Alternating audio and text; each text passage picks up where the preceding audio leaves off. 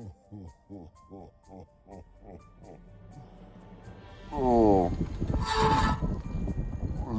let me stop right here. Hold on one second.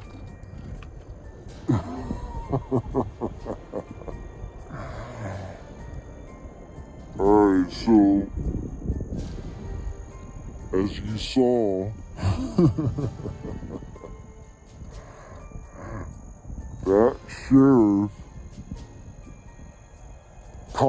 explained the reason why he had to park his vehicle directly on the pedestrian, on top of the pedestrian, over the pedestrian walking path.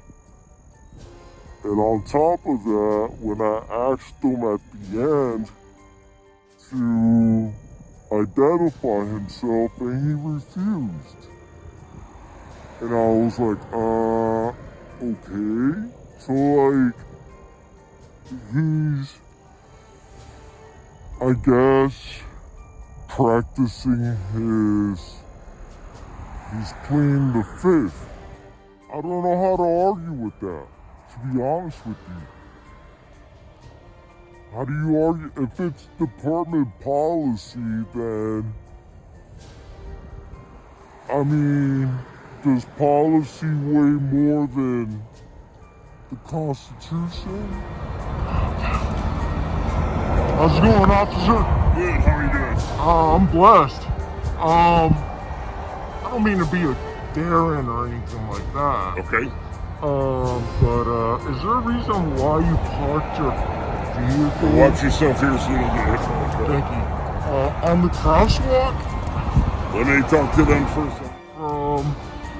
Kissimmee Heritage Park. I mean, like I said, I don't mean to be a Darren, but like that puts me in harm's way, like towards and traffic. I'm also doing crosswalk duties. So Right. I make sure there's no vehicles coming. This Okay. is the spot where my vehicle has to be. Hello, everybody at home, by the way. Okay. If I park further, closer up, then cars can't see going out. It's just as much danger to them. With me being here doing crossing walk duties, if somebody is coming up the sidewalk, I have ample room around the backside of my vehicle, put you in a safe spot, and I assist anybody walking across. Okay. Could you give your name and badge number for the record, please? No. You're, well, Right now, you're stopped in the road, so you are impeding traffic as well. but see, I can't be on the crosswalk because you're impeding the crosswalk, the pedestrians. Let me assist you through the crosswalk. Oh, okay, you're assisting me now. All right, so you're not gonna give up your name and You're sorry, blocking the roadway. you're refusing. No, you're blocking the crosswalk for pedestrians. Liberty is both the plan of heaven for humanity and the best hope for progress here on earth. The progress of liberty is a powerful trend. And we also know that liberty, if not defended, can be lost. Historians will note that in many nations, the advance of markets and free enterprise helped to create a middle class that was confident enough to demand their own rights. They will point to the role of technology in frustrating censorship and central control, and marvel at the power of instant communications to spread the truth, the news, and courage across borders. Historians in the future will reflect on an extraordinary, undeniable fact. Over time, free nations grow stronger and dictatorships grow weaker. In the middle of the 20th century, Some imagine that the central planning and social regimentation were a shortcut to national strength.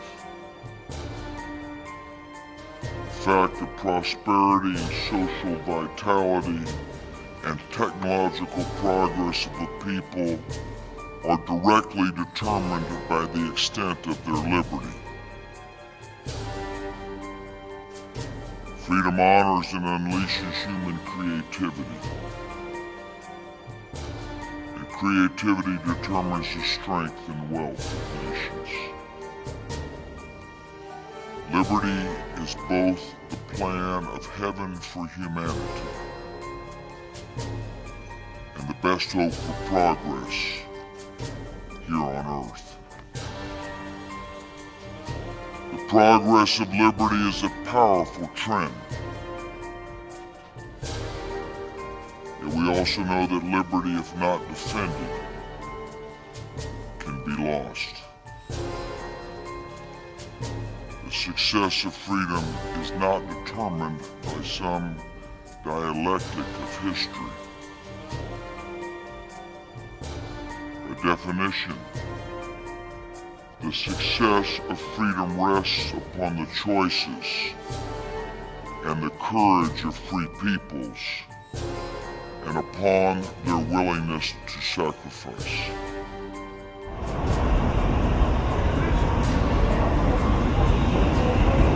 What's going on, everyone?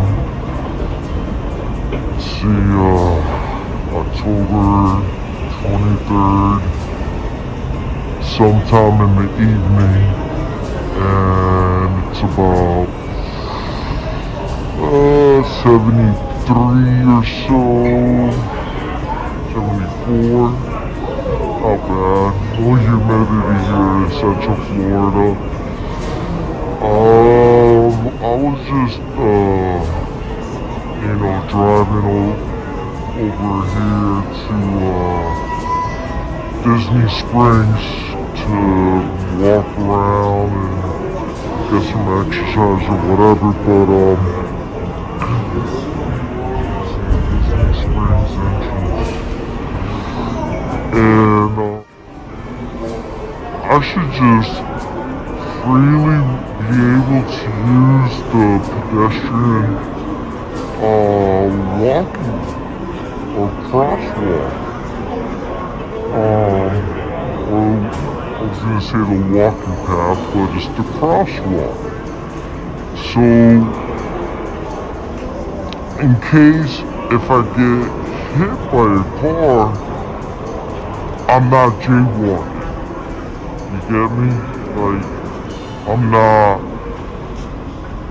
outside of, even though the pedestrian has a right-of-way here in Florida, their lawyers, the party of the one who hit me, might fight it and say that I was jaywalking and disobeying,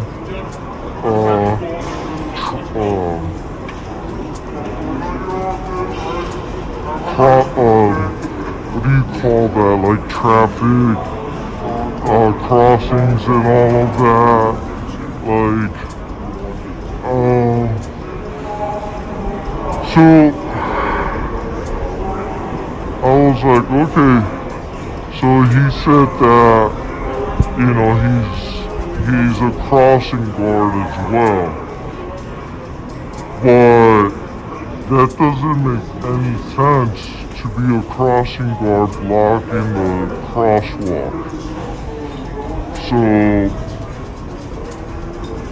I don't understand that part, and he threw me off when I asked him for the record, his name and his badge number, and he, I guess, respectfully declined. And I said, well, that's your policy, isn't it? And he didn't answer. So, I was thinking, like, okay, who is the real tyrant? Is it him not giving up his badge number or his name? Or is it me forcing him to give up his name and his badge number because it's policy? But what weighs more, policy or the Constitution? The Constitution, not police department policy. It's the Constitution. So he has that right to be silent and not give up his name and badge number. That's my take on it. I don't know what your take on it might be, but that's my take on it. Yeah. If we're gonna hold cops liable, and demand accountability, we have to live by the golden rule, right? We have to do unto others as you want done unto yourself. So what I'm trying to say is I have to respect his right to plead the fifth. Because at the end of the day, if we want them to be held accountable and to end qualified immunity, then we have to respect his in all fairness, we have to respect his right to be silent. Okay, now I get a lot of people will say, well, he's a public servant. Again, what weighs more? His constitutional right or the fact that he's a public servant? Because then we lean more towards the title rather than the Constitution, and department policy rather than the Constitution. So even if he is a tyrant or a sheriff or a cop or whatever, city cop, pig, whatever you want to reference law enforcement officers as, we still have to respect their Fifth Amendment right, which is if he wants to stay silent, then they also have to respect our constitutional rights as well. So if we want to stay silent, then it has to be a mutual thing then, you know? That means that if I get pulled over, expect me not to help you in your investigation and providing ID or nothing. And you have to respect my freedom of speech, which is that's my expression, not to provide anything by force, by coercion, by under duress. So, with that said, this top topic holds for a good conversation, honestly. I don't know. But it erodes the Constitution, though. And we don't even realize it. We don't even think about how they're already 5 steps ahead of us. Believe it or not. They're already 5 steps ahead of us. So they're like, wow, these guys are the real tyrants. These guys are the real, are the ones that are really, if they take over, really gonna be tyrants. Because they want department policy enforced more so than the Constitution. The First Amendment, which is freedom of speech and the freedom to remain silent, which is the Fifth Amendment. So we always, no matter what, if it's a government or official or whatever, or whoever, we have to respect each other's constitutional rights. And that's why I remained silent when it was shocking. It was like, okay, you know, like, I might see it as rude, disrespectful, arrogant, or whatever. But at the end of the day, he has that right. However you look at it, and I would prefer him to remain silent and practice his First Amendment right. And it's fine. I can do the homework. I can go to the sheriff's station and find out his name that way. I can go and request, FOIA request. Open up the space for the crosswalk, right? And so that way I can just freely, like, I don't need you to escort me across the street. I'm not a child, you know? Not a kid. It's nice. It's a nice offer. But I'm not a kid, though. Like, come on, you know?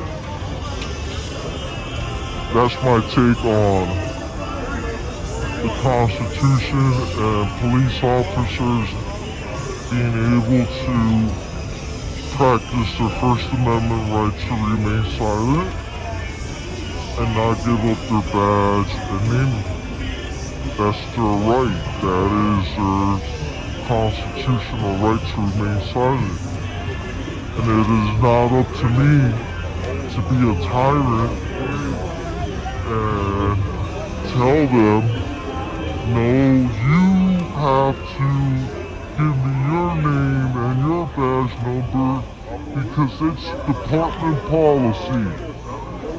Well, department policy does it, like, again, I'm being redundant. Again, does it weigh more than the Constitution? Does department policy actually weigh more than the Constitution, or does the Constitution weigh more than the department policy? Think about that. God bless. Have a good night. Later. I have to respect his right to plead the Fifth. Yet we also know that liberty, if not defended, can be lost.